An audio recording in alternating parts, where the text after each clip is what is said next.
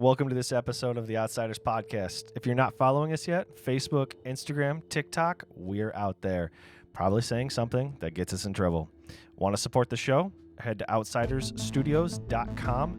You'll find membership options, merch, and more ways to stay connected to what we're building. Elect Exiles, Brett's podcast, solid theology, clear thinking, and worth your time. Branden's Substack drops twice a week, Mondays and Fridays.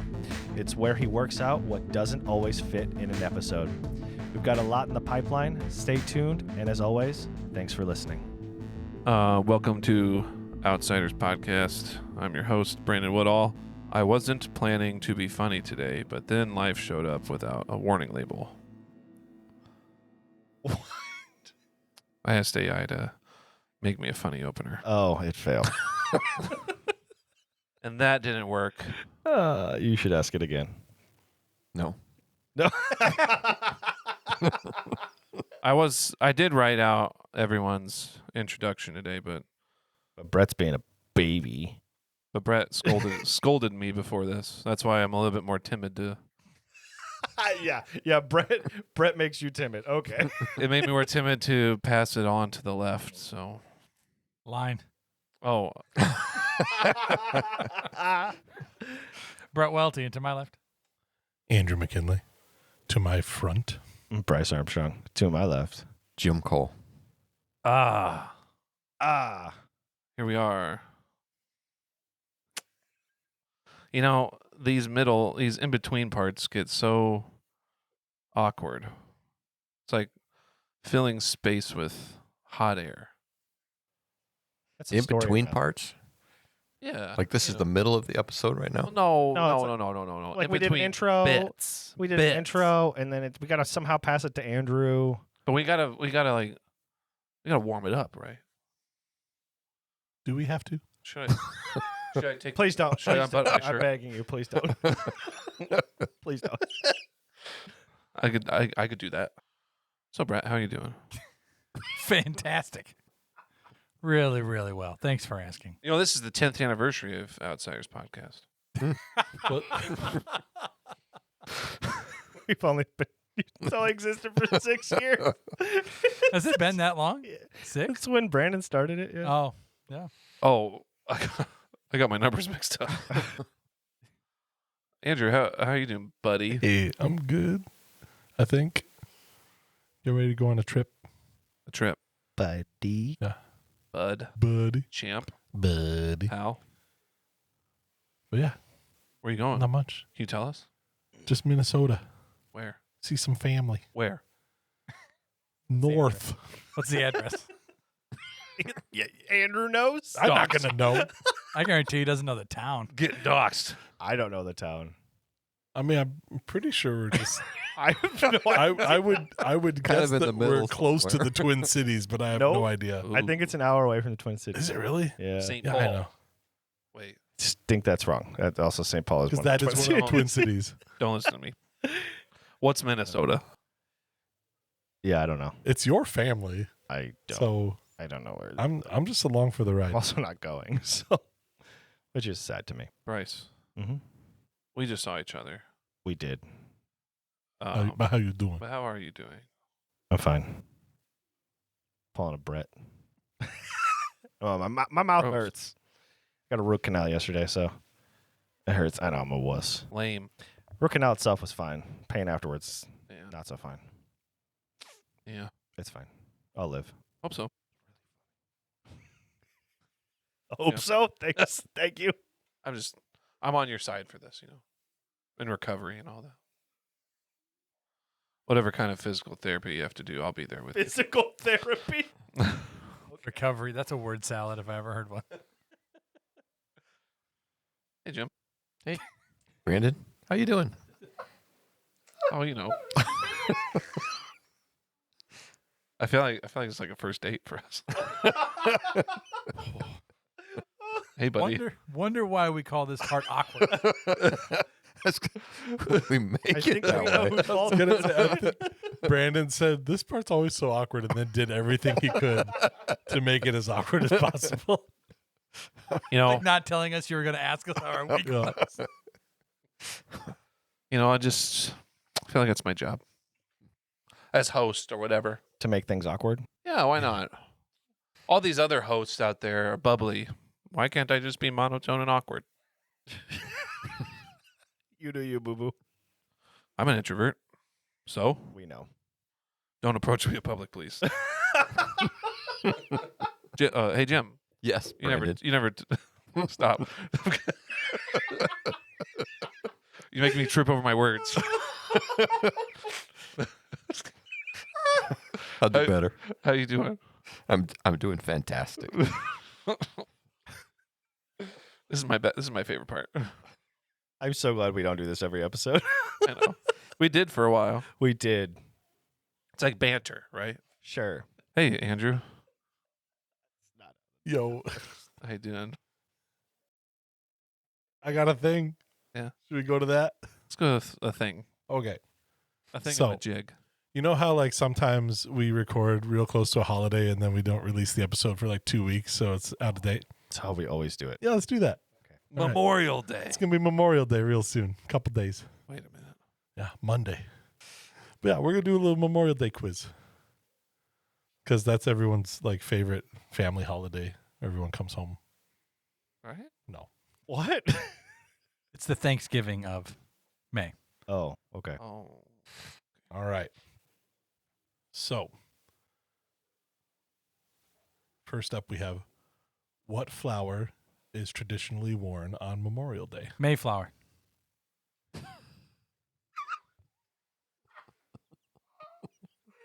This is Brett gonna This be is the not one right. second. This is not A right. little heavy, but No, that's a boat. oh, but it's May and a flower. Okay, yeah, okay. It was one of Columbus's boats, right? Yeah, I think so. Andrew. Yo. What part of you thought we would know the answer? No, none of it. It's a carnation. I don't expect answers. Oh, did you Uh, really know the answer? No, it's a poppy. A dandelion. a dandelion. It's Speaking of the Dandelion. opiate problem in California, A weed. poppies. All right. Aside from Memorial Day, how many other federal holidays are observed every year? 7, 22. That's close, but no. 6. 9. Closer. 7. I wanted to say it was 11. 10. So 11 including Memorial Day. Yeah. 14. All right. Maybe where you Oh, were. did you say that? It's 11. It's 11. total. Why can't it be 12? Good I question. mean, you got to write your congressman. I like even numbers. So Memorial Day is kind of a more solemn holiday, but it also marks the unofficial start of what season? Baseball. Bro. Hold on. Say that again. Jim's about to say it. Well, spring, Other end. holidays, Summer. Yeah. summer. Fall. Baseball. It is like the people were like, yeah, so Memorial Day is the start of summer. Baseball. I like your answer, but no. Have you seen the game Banana Ball? Love Yeah. banana. Oh, yeah. yeah. Savannah Bananas. I yeah. seen it for the first time, and I'm like, what? What is this? It's one of the best sports ever created. It's That's what pretty it is. fun. I It's love pretty it. fun. Because someone was like, hey, this baseball team is like dying. No one's coming to the games. Let's just go completely off the rails. And took off. It's so much fun I like to it. watch. Yeah. All right. Memorial Day was originally established to honor fallen soldiers for which war? French Indian. It's a good guess, but no. Korean War? Probably. World War One. Yeah. Earlier. Earlier? Civil War? Yes. Oh, okay. Wow. Memorial Day is officially recognized on what day each year? Monday. The last Monday in Yeah. the month. Yeah. Last Monday in May. Is that what it sounds like when you guys give answers like that? Mayflower.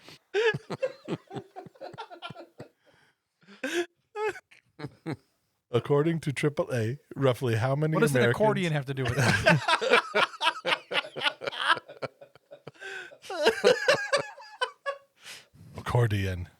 Accordion AAA. Roughly how many Americans are planning to travel over Memorial Day weekend this year? What? Is this multiple choice? No. Come Come on. How would we know? Okay. All right. Fine. Spirit Airlines is closed. So in in the millions, we'll give you the options for 10, 25, 45, and 60 Yo, I'm going to shoot for the moon. millions. Billion. I'm going to say one. One, Drew Carey. 45. 10% of the planet. 45 is right. He said 45. 45 The only million. reason I guessed that is because you looked back at your phone when you said 45. Oh, he's Okay. playing the man, not the That's right. test. All right. I'll allow it. Who composed the Star Spangled Banner? Come on, Brett. Well, I know what it is. Well, then say it. Lady Gaga. That's better than my answer. I thought it was the Statue of Liberty. Francis Scott Key. Yes. Jesus. That's good. Right? Right. Maybe at some churches. All right. So this one is complicated. I didn't know that. All right. How should the American flag be flown on Memorial Day? Half staff. No. On a pole? Is it half? So I'll just tell you guys, it's weird. So it should be raised to half staff from sunrise until noon, and then displayed at full staff from noon until sunset. Okay. I get it. Yeah, it makes sense. It's just All right. During a national commemoration held annually on Memorial Day, a wreath is placed on what memorial? The unknown soldier. Tomb of the Unknown Soldier. Apparently, there's only 2 patriots in this room. I didn't know that. What is the original name for Memorial Day? Remembering Day. No. Close. So I tried. Veterans Day. No, it's Decoration Day. Purple. Oh, No. Who is credited for sewing the first American flag? come on. Betsy. It's in there, man. Yeah, we need to give Bryce one. Yeah, good job. Thanks. We're I talking- want You know know it it because of Hamilton. What did you say it was? Betsy Ross. Nah, she's part of the Temptations. What's that? It's close. Oh, it's Diana Ross. Oh, Yeah. yeah. Sorry. Sisters. Wait. Sisters. Sisters. Like Princess Diana? Yeah, exactly. All right. Wales. In the year 2000, Congress passed a law requiring Americans to pause on Memorial Day to honor a fallen serviceman. To honor fallen servicemen and women. At what time should the remembrance occur? Daytime. Yes. Don't know. I'm going to say like 11:59. For strange reasons, I actually remembered this one. And I don't know why. 'Cause it's It's not noon. 3 in the afternoon. I was just getting ready to say it. Dusk. True patriot.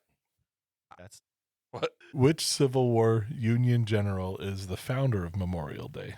George W. Bush. This was a bad last one. Well, I mean, so it's probably not Grant. That's the obvious one. Yeah, It's not. that's what came to my mind. So Sherman would be one that could be a possibility. I thought he was a tank. Well, they named the tank after him. and, Right into that one. Andrew Lincoln. No. It's the guy from Walking Dead. Oh. I John- should know. John Logan. Okay. Dog the Bounty Hunter. Who I served went as- headlong into some Civil War history for a while, so I should know We'll, that. we'll throw an easy one. Who served as president during the Civil War? George W. Bush. Andrew Jackson. Abraham Lincoln. Oh, Andrew Jackson followed him. Reconstruction. Just kidding. George W. Bush. George H.W. Brandon, take the show away from me, please. Have a Why I feel found like this. he already did. This is edifying. I enjoyed all the American history. All right, tonight we're going to be reading Matthew 6, 19 through 24. Don't store up for yourselves treasures on earth, where moth and rust destroy, and where thieves break in and steal. But store up for yourselves treasures in heaven, where neither moth nor rust destroys, where thieves don't break in and steal. For where your treasure is, there your heart will be also. The eye is the lamp of the body. If your eye is healthy, your whole body will be full of light. But if your eye is bad, your whole body will be full of darkness. So if the light within you is darkness, how deep is that darkness? No one can serve 2 masters, since either he will hate one and love the other, or he will be devoted to one and despise the other. You cannot serve both God and money. So today, that wasn't edited. But today, we are talking about our possessions, things, stuff. And it's one of my favorite. I think Brett and I did an episode on his podcast a long time ago about simplicity, which kind of talked about consumerism and the obsession of stuff and how that can like clutter up our lives, clutter up our minds, our homes, and how we maybe unintentionally, but maybe intentionally sometimes too, kind of make idols out of stuff, and that drives our motivation in life. How many times you can see that? I mean, instant, like 2-day shipping for anything you want. And it's nice and cheap, but then you just keep getting more and more and more. But you're never satisfied, right? What should we, like, when you think of a possession, when you think about stuff, like what comes to mind? Like, what's the purpose of stuff? Oh, to give me gratification. I want something new. It's good. It's good when I open it. It's like Christmas every day when I see that Amazon package. That also could be as big as a house. I can't afford a house every day.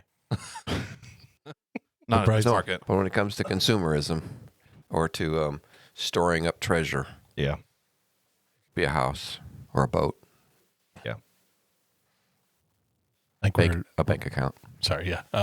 We're quick to put our security in our stuff. You know, my house is an investment, so I'm secure for the future if I need it. Is that wrong? I think that there's a practical, good application for that, but we shouldn't put hope in that. And I think that it's maybe not so much about is the action good or bad, but is the intention behind it. What's motivating you to make that decision?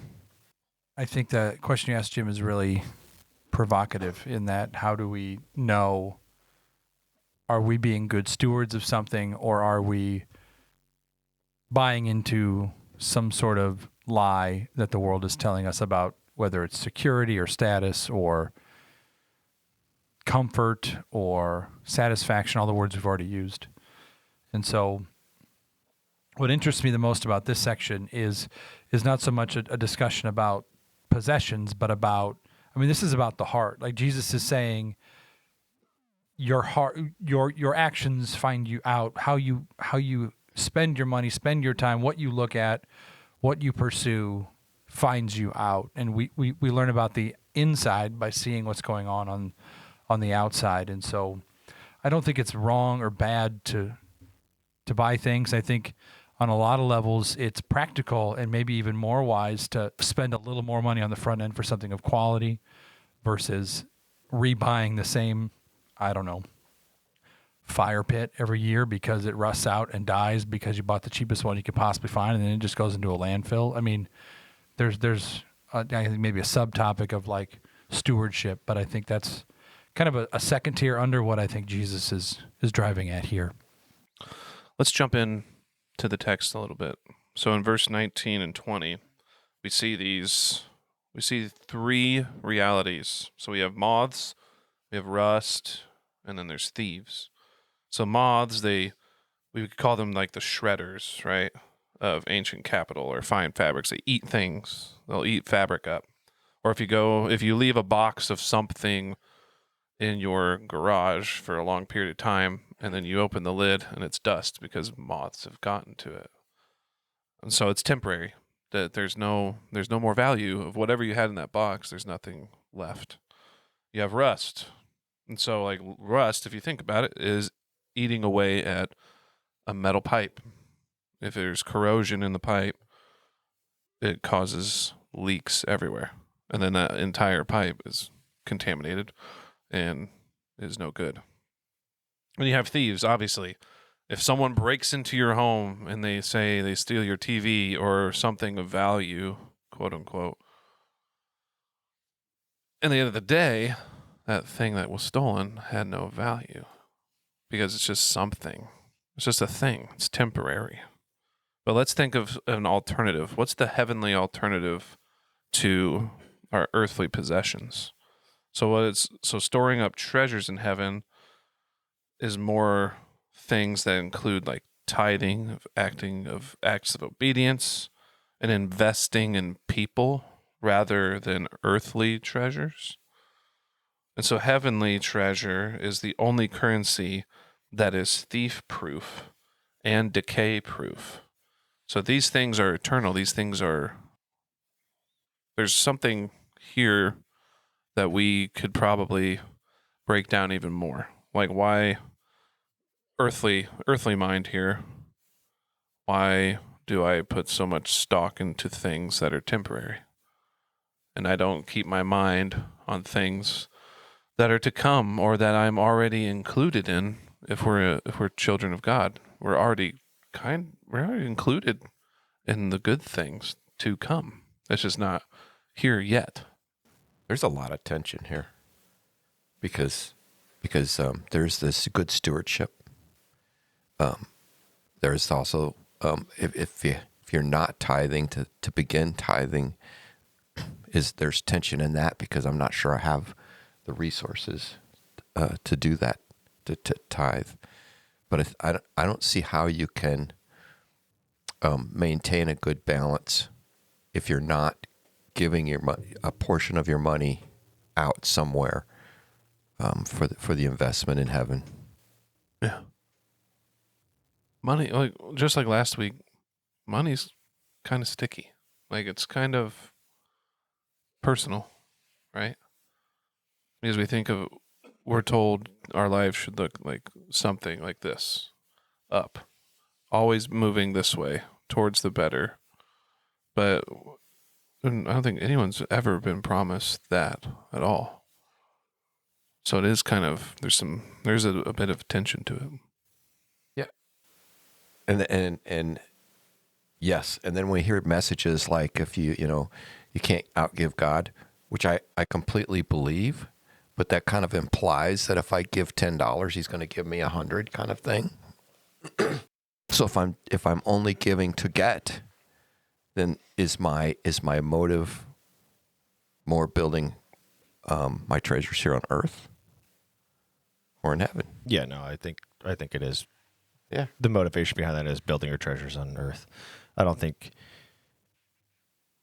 anyone I've really ever talked to has said, yeah, I'm building this, or I'm giving $10 and I don't expect any return back from the Lord. I'm giving this $10 and I expect him to give me the 100 back or whatever. And that's not at all what we're talking about. So but it's missing the mark so badly. Yeah. What are the treasures we're storing up in heaven? How would you define that? I don't know if it really matters because I don't know the exact verse, but we're going to throw all of them at Jesus' feet. Every single one. It doesn't matter what that treasure is. Whatever it is, we're going to take that and we're going to throw it at Jesus' feet and worship him. So it doesn't even matter because all that matters is worshiping him.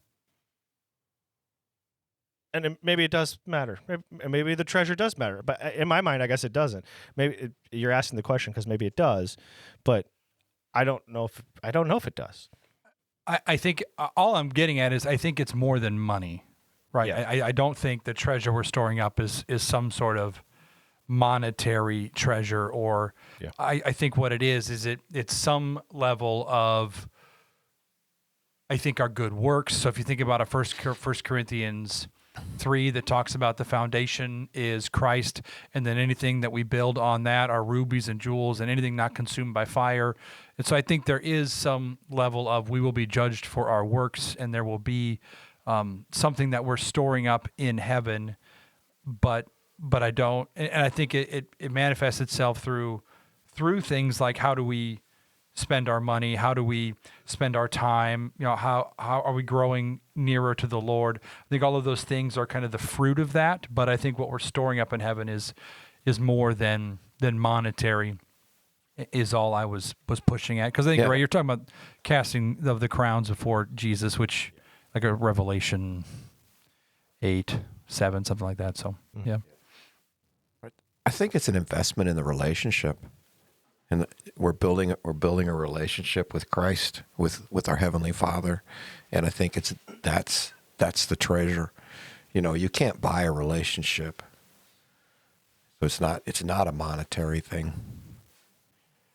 But I can play on His team, be a team player, which means I have to give. I wonder if the sacrificial part, I think it's a sacrifice I think that's what, like, we're not storing anything up extra in heaven because we'll have everything because God's there. And so I wonder if it's just something that, like, Jesus talked a lot about money. He talked about, like, it's always going to be around. It's kind of a necessary evil, quote unquote. It just depends on what you do with it. But I wonder if just the giving it away part is just something for us, maybe to free us up from the hold of money and from the hold of possessions and things. If we see the clear picture of, well, Jesus is my satisfaction, Jesus gives me all I need, then these things don't need to have a hold on me. They don't need to have a hold on my thoughts and or my identity or my fill in the blank, right? What if it's just a letting go? What if that's the, maybe I'm wrong. Maybe I'm off. Well, I think what he's saying is we're going to be treasure storers, whether we like it or not. The question is, where are you storing? So I don't know that it's so much that we're changing something at our base nature. I think we're changing where we put our efforts. So I don't know that it's not experiencing this desire to store up treasure, but it's don't store up earthly treasure, store up heavenly. So it's almost like Jesus is saying, you're built to be this way.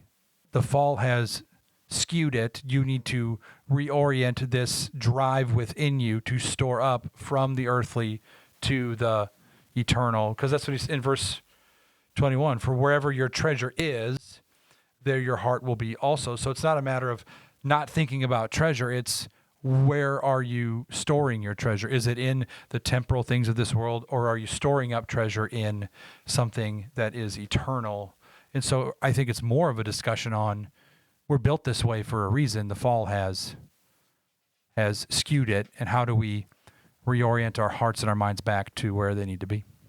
I mean, we're still gardeners in a sense. This is what we're being given to grow, is in this case resources in some form or another, and that could be time, money, energy, whatever you're doing, investing it. And so it's really just saying, don't invest in now, invest in heaven, and whatever that looks like, whatever ministry you need to be involved in, whether it's just giving money or if it's putting your time into serving or anything else, really. I think it's just, where are you investing? There's so much tension here, because I think the when you start to tithe, you start to give, there is a release. There is something that starts to happen within you, and I think and reorienting our goals, and yet we have to be good stewards of that garden that we're in. Right? There's just so many pieces to this puzzle. It's a definite wrestling match, and it's a personal wrestling match. But I think God uses that first step. I appreciate that it's not a checklist either. What he's saying is it could look different for each of us. It probably will look different. Jesus is an effective communicator, so he's purposely not giving us something we think we need, because what we really need are hearts that are in tune to him, not checklists. That's what the Pharisees offered. Do these 8 things and you will be assured heaven. He's saying, no, the problem is not the doing, it's the heart behind the doing. 2 people can be doing the same thing. One can be glorifying me, one cannot. And so it's not a matter of, I think, what does our bank account look like or not look like? What does our giving statement look like? I think it's, where is our heart? If our mind and our heart is set on heaven, then our decisions will reflect that. And then we don't have to answer to each other about how, none of you answer to me on how you spend your money. You answer to God, right? Yeah. Mm-hmm. You don't have to answer to me. What your life looks like is not my business. It's my business, if I am your pastor, is where is your heart in your business? That's what I think matters. Well, let's move into that then. In verse 21, it says, "For where your treasure is, your heart will also be." And so our attitude toward money is the most accurate diagnostic tool for our discipleship, right? And so we often think our heart leads our treasure, but Jesus argues that our heart follows it. So if you want your heart to be aligned with God, start investing your resources in His kingdom. The heart will migrate toward the investment. If you're, and I think that's really, I think that's kind of spot on. Because when you're passionate about something, we want to give what we can towards that thing to see it flourish, right? And if we want to invest in people because we want people to come to know God, it seems like we invest a lot of our time, any kind of resource that we have available, any kind of gift that we have for that, we want to invest into that thing. But that could also have a really dark twist too. If we're really into drinking, if we're really into Gambling. Gambling, yeah. If we're into, not to be explicit, but like pornography, right? We'll invest into that, and those lead to destruction. Those lead to death, because we're not stewarding what God has gifted us. We're just investing in the carnal things and the evil things of Satan. We can be pretty, like, that's pretty blunt. Anything opposite of God is satanic, right? What we constantly sacrifice for is going to reveal what we're worshiping. Mm-hmm. And that, everything you just said, it's all those things. Or are you investing, are you sacrificing for the Lord, for people, or are you sacrificing for yourself? Mm-hmm. At the end of the day, what is it? And are you worshiping the Lord, or are you worshiping yourself? Yeah. Yeah. I don't have enough money to tithe. Can you pour me another beer?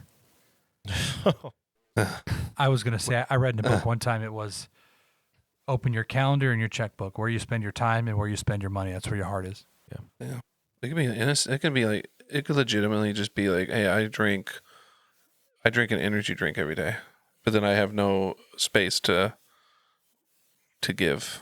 It's just something, because I just keep spending it on, like, it seems like an innocent habit. It's not necessarily a good habit either, right? Or there's a song by a band called Holy Name, and one of the lines in the chorus of the song Blood it says, "What we do in secret is who we are."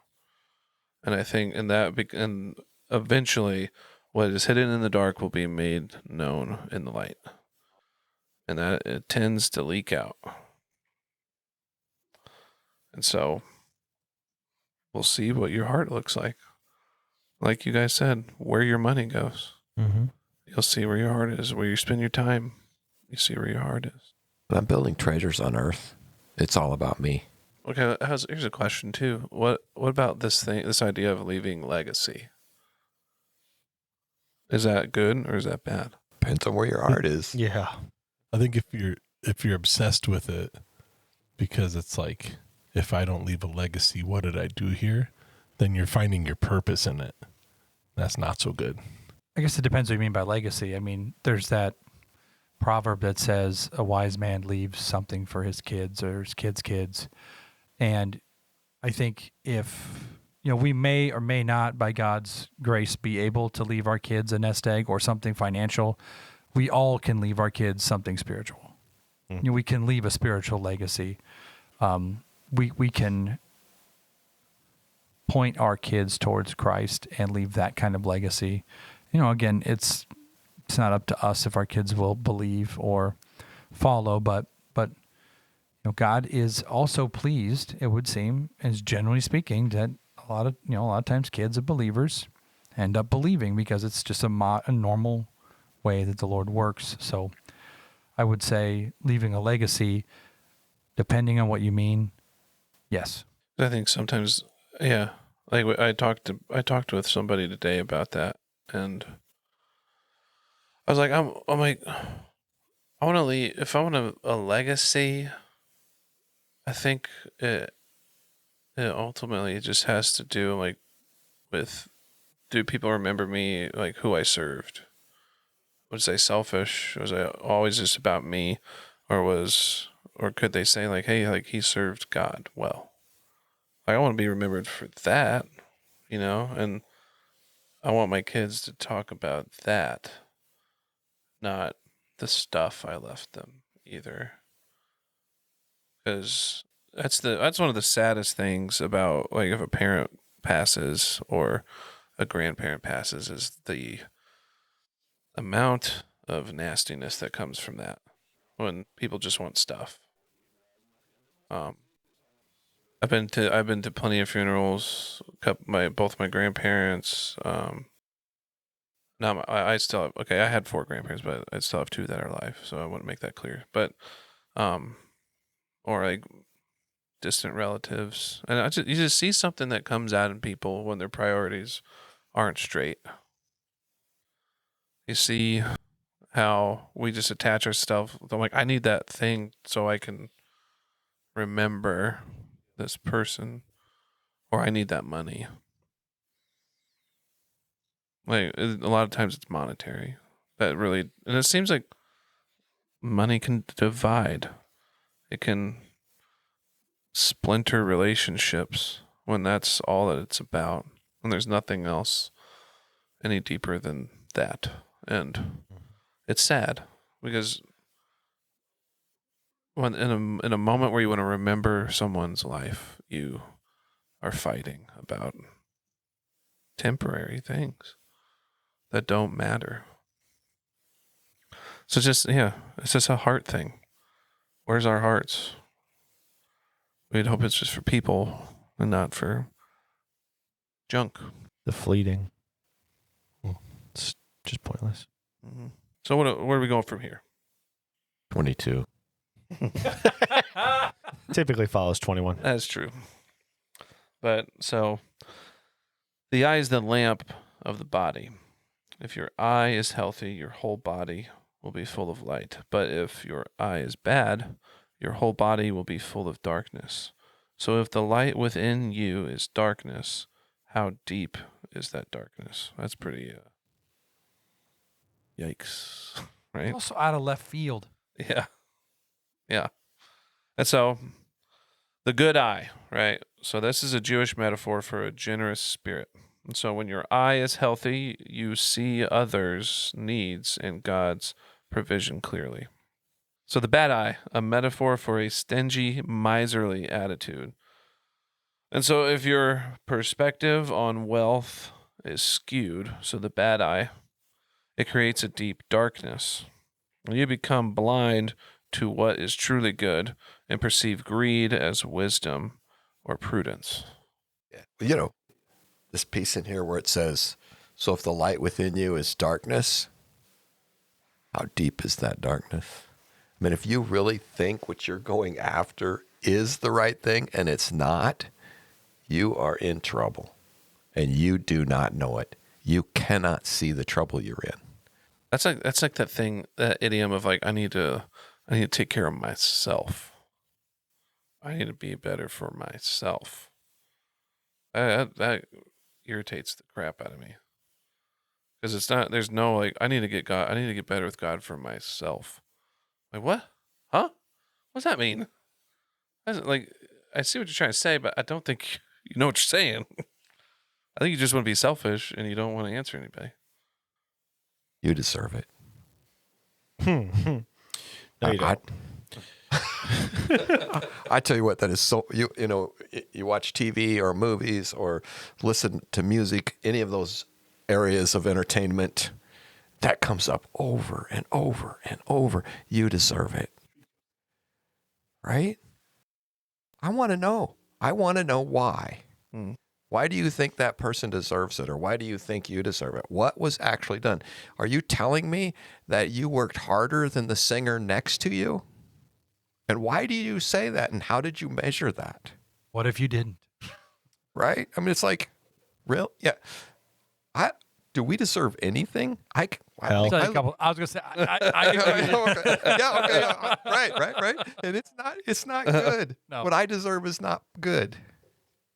And I think when we recognize that, we can start to be a little more humble and maybe let go of some of these things we think we deserve. Well, yeah, I think to piggyback off of that, if we know, like you said, we know what we deserve, then we can find everything as a gift, right? Like we can find every good thing that God gives us as a gift, and not something I earned or something I deserve.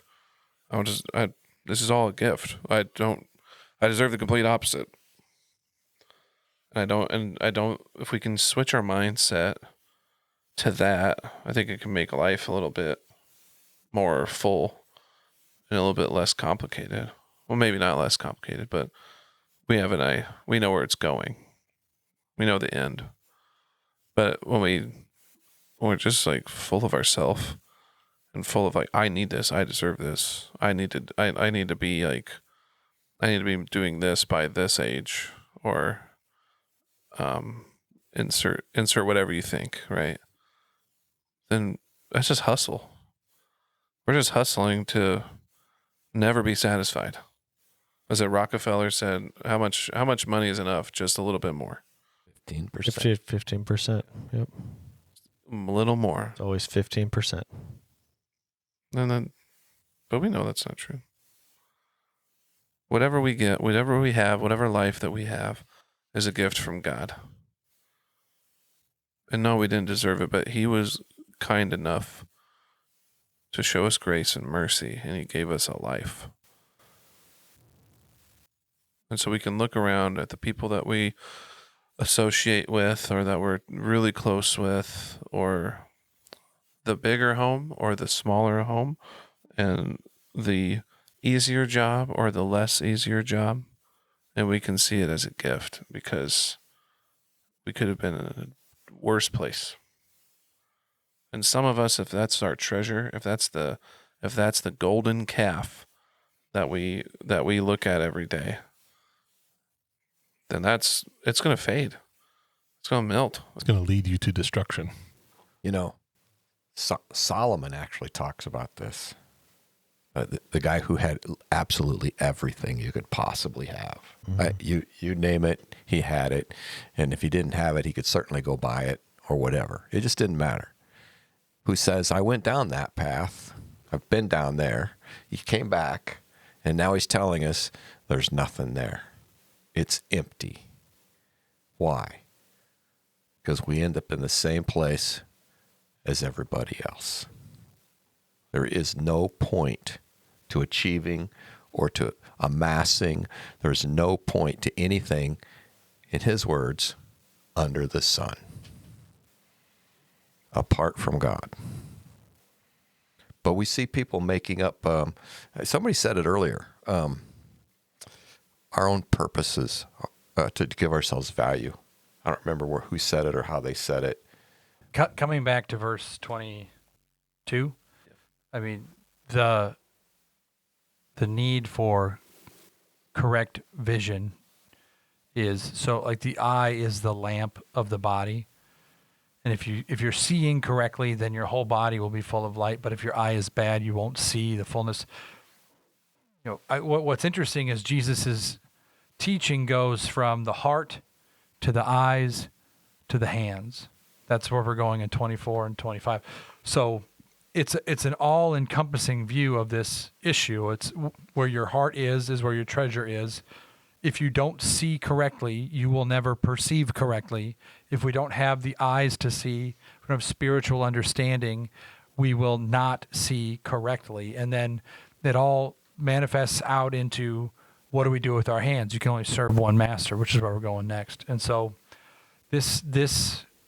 I had a hard time. I still have a hard time. I don't think I fully understand how this language connects to what he is saying, because I don't think it's just a Jewish idiom about giving and not giving. It seems broader than that, but I don't know how to piece it all together. This one was a tricky one, I think. Can I ask you if this might be it, and please shoot me down if this is way off base, but I'm just thinking about like being guided on a path or following a path. We think about, if you're driving down the highway, if you're looking off to the right, what happens eventually?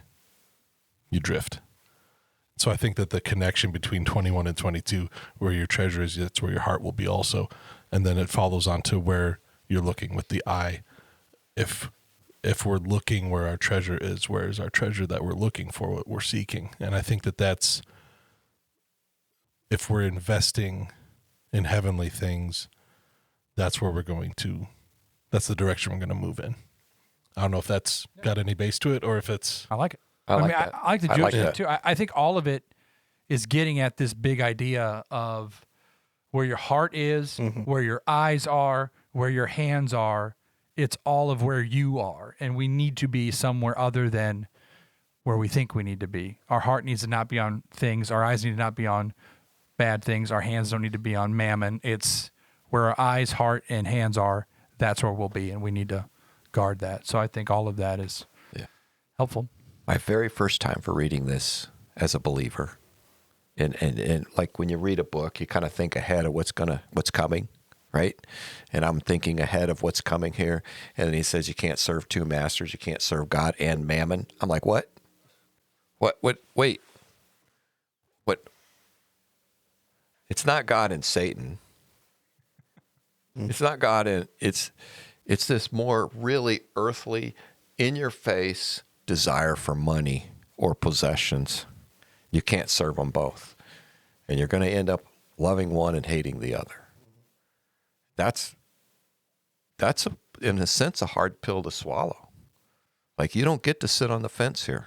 Which is why our vision is so important.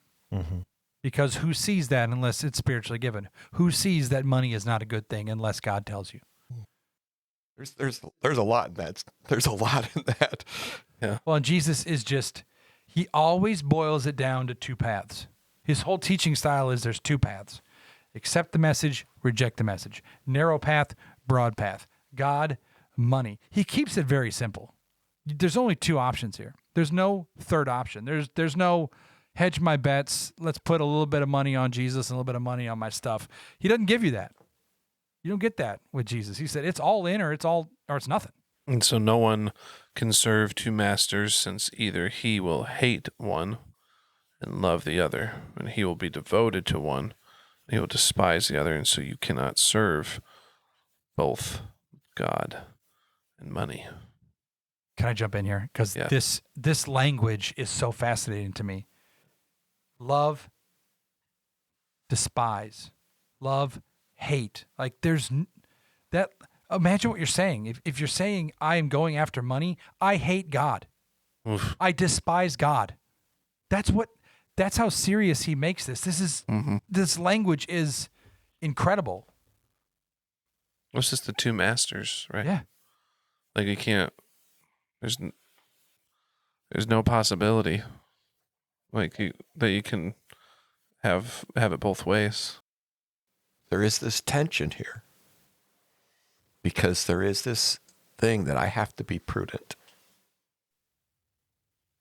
and I have to be wise in the midst of this. So how do I get my heart faced in the right direction, my face, and I'm following the right thing, but I'm still being prudent? And I'm not, and that sounds like there's a contrary in there, and it's not. And I think that's also where the eyes come in, and you have the clear vision of taking care of business, but the business is not where your heart is at. I wish I didn't have to do this. I love God. I wish I just let go of everything and just love God. No one's saying work for free, right? No. Nobody's saying don't make a livable wage. So I think what's really interesting is most of the older languages or the older English translations, and then I even have a note in mind that says the Greek word is mammon, which is apparently a what's that word? Semitic word for money or possessions. So there was a concept going around in Jesus' teaching that there's a love for a certain amount of money that replaces God. So I don't think it means like if someone calls you with a better job opportunity, like, oh, well, I don't want to serve mammon. I mean, yeah, I thought I would only ever make X amount of dollars a year. And that's, I'm pious, but the guy that's making 20 grand more than me, he's a mammon chaser. We can't do that. Yeah. Yeah. Yeah. So that's what I'm talking about. And how do you navigate that? And what's to say God's not bringing this opportunity to you because you have the right heart and because you are giving away the money and because you know what I'm saying? It's like leading you down that another path. It's there's a lot of tension in here in these few verses. I know, like, I've joked around about like being on the edge of the poverty line and stuff like that, and but as I look back on my life, I see God's provision, even though it wasn't extravagant, and it's not extravagant or anything like that. I mean, He's provided what we've always needed, and He gave us a vision of my wife wanted to stay home, and so I was like, well, if that's going to happen, like God will have to provide a job that can do that, and He always has. In the moment, I don't see it because I also see a bank account, and I see the money going out, and I see the bills that need to be paid. At the end, in the recent months, like I see, I'm like, no, you've been there the whole time, and it's me that gets in the way because I think and I see things, and I see others, and I want to be known by others because I'm putting my value in how do people see Branden Woodall? Because his job is not like, it's not fancy, it's not like, I don't know, businessy, then he must be doing something wrong.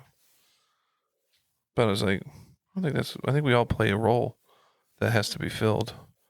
And I think we just make those stories up in our minds because we want people to find value in our monetary gain.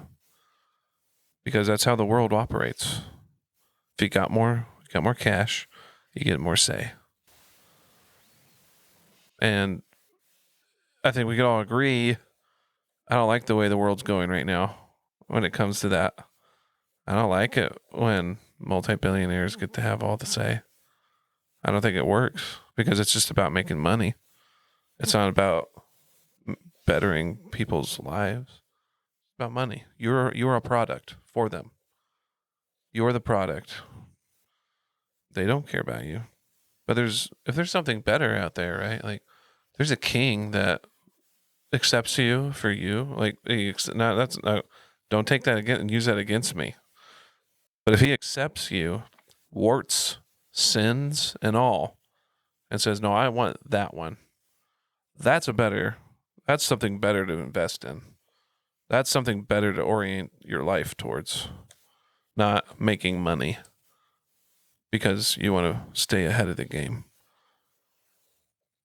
So I think that would be a better life to live. Stop putting your worth in the crap that you have. And stop putting your worth in how much zeros are behind your one in your bank account. Doesn't matter in the end. 2 zeros. Yes. He's got $2. Okay. People who listen, us as, I don't know, your podcaster dudes. Dids. Influencers. We are not. No, we're not. No, we are no. not. No, we are not. No, we're not. We are on the internet. That is our extent of. Like, let's focus on what you need. Yeah. Let's not give in to excess. It's not given to clutter. If that's emotional, if that's physical, if that's spiritual stuff, let's let it go. Let's let those things go. And then let's reorientate our thinking and point it back towards the Creator and the good King that has given us everything that you need. Psalm 23, the Lord is my shepherd. I have all I need. Remember that. You might not get what you want, but you will for sure get what you need, and that is that can be satisfying in itself, if not satisfying altogether. We have to get to that place where our identity is in Christ, at the foot of the cross, and not in my possessions or accomplishments. Next time on Outsiders Podcast, we'll be talking about the cure of anxiety, because I found it. He hasn't applied it yet, but he found it. No. Like, I'm not going to use it. Again, extreme introvert. I'm not going to use it either. It's fine. I'm just kidding. Father, Son, and Spirit, give us a heart to care for those in the margins, to show grace to those who are difficult, and to love all we come in contact with. Amen. This has been Outsiders Podcast. See you next time. Thanks for listening. We love you. Bye. Bye. Bye.